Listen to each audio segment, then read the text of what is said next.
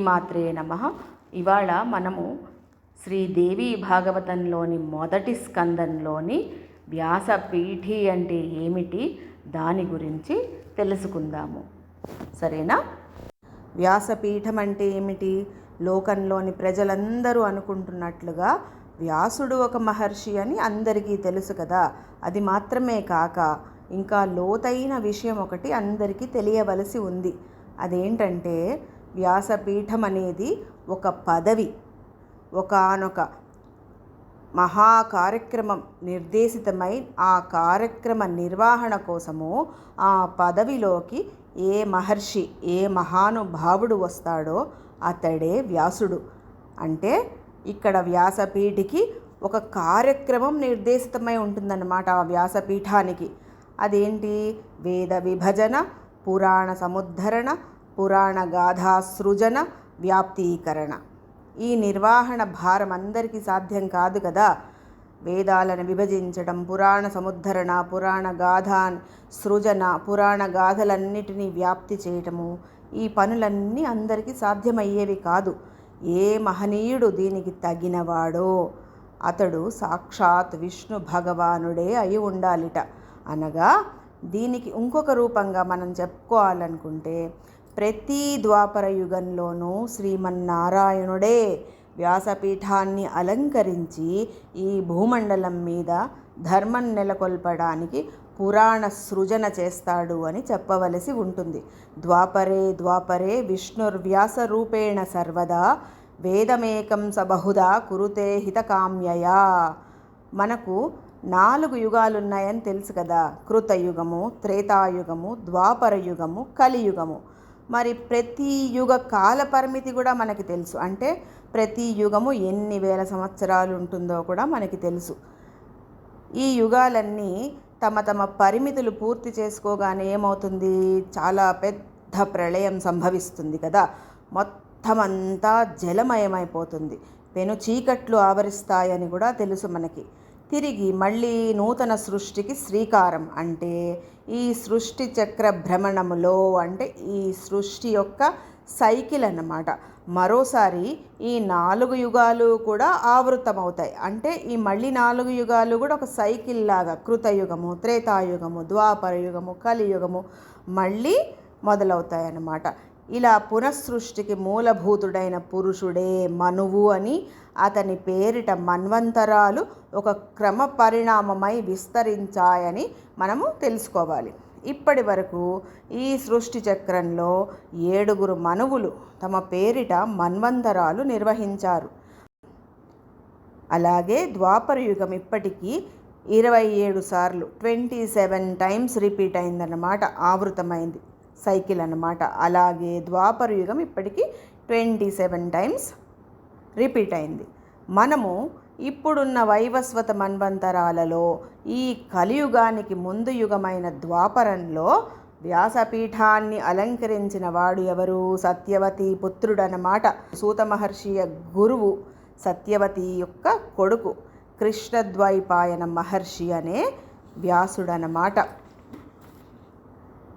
ద్వాపర యుగంలోనే వ్యాసపీఠిని అలంకరించే మహనీయులకు ఈ కలియుగం ఎలా ఉంటుంది అనే బాధ, బెంగ ఉంటుంది. దివ్య దృష్టి వలన వాళ్ళకి తెలిసిపోతూ ఉంటుందన్నమాట. వాళ్ళన్నీ చూడగలరు కదా. ఇది అన్ని మన్వంతరాలలోనూ అందరూ వ్యాస మహర్షులకు జరిగినదే. వాళ్ళ ముందు ఏం జరుగుతుందో కనబడి ఆ బాధ ఉంటుందన్నమాట. కలియుగంలో మానవులకు ఆయు ప్రమాణము చాలా కొద్దిగా ఉంటుంది, బుద్ధి కూడా కొద్దిగానే ఉంటుంది కదా. అలాంటప్పుడు ఏమవుతుంది మరి? వేదోక్త ధర్మాలు ఎలా అందాలి ప్రజలందరికీనూ? అందువల్ల ఏమవుతుందిట? వేదాల్లోని ధర్మాలను తెలియపరచడానికే మనందరికీ కూడాను విస్తృత కథన గాథాత్మకంగా పురాణాలు ఉండడం జరిగిందన్నమాట. అందులో ఉన్న వివిధమైన కథలను ప్రజలకు అందించడానికే ఈ పురాణాలన్నమాట. ఒక విధంగా చెప్పాల్సి వస్తే వేద వ్యాఖ్యానమే పురాణ వాగ్మయం అంతా కూడా విస్తరించి ఉంటుంది. సకల ధర్మాల సారమనదగ్గ మహాభారతాన్ని మనం పంచమ వేదం అంటాం కదా. ఇది ఒక ఎగ్జాంపుల్ లాగా అన్నమాట. ఈ కలియుగానికి కృష్ణద్వైపాయన మహర్షి అందజేసిన పురాణ వాగ్మయం ఉంది. అలాగే గడిచిపోయిన 27 ద్వాపర యుగాలలోనూ 27 టైమ్స్ ద్వాపర యుగం రిపీట్ అయిందనుకున్నాం కదా.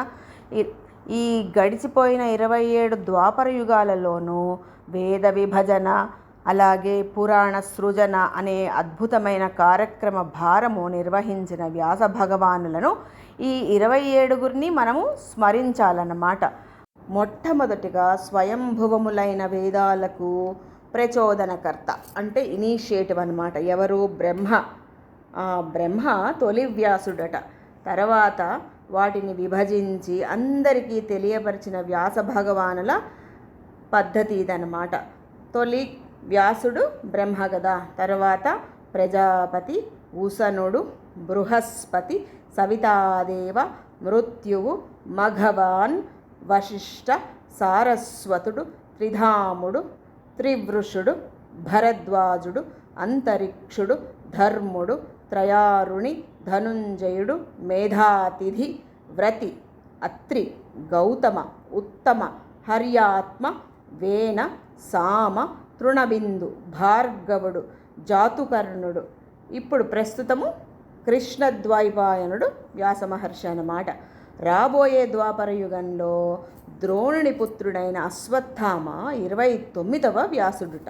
ఇవన్నీ చెప్పి సూత మహర్షి తమ గురుదేవుల ప్రస్తావన వచ్చింది కదా. వ్యాస మహర్షి ప్రస్తావన వచ్చినందుకు ఆయన మనసులోనే వ్యాస మహర్షిని స్మరించి ఈ దేవీ భాగవత పురాణాన్ని ఏ కథతో ప్రారంభించాలా అని ఆలోచిస్తూ ఉన్నారట. అప్పుడు సౌనకాది మహర్షులు వాళ్ళకు ఒక డౌట్ వచ్చిందట. వాళ్ళు ఆ సూత మహర్షి ముందు తమ సందేహాన్ని ఉంచారట. వాళ్ళు ఏం అడుగుతున్నారంటే, సౌనకాది మహర్షులు సూత మహర్షిని అడుగుతున్నారు, ఈ దేవీ భాగవతము చాలా గొప్పదైన పురాణం కదా. సాక్షాత్ సృజనకర్త ఎవరు? వ్యాసముని కదా. వ్యాసముని వలన విని మీరు ధన్యులైపోయారు.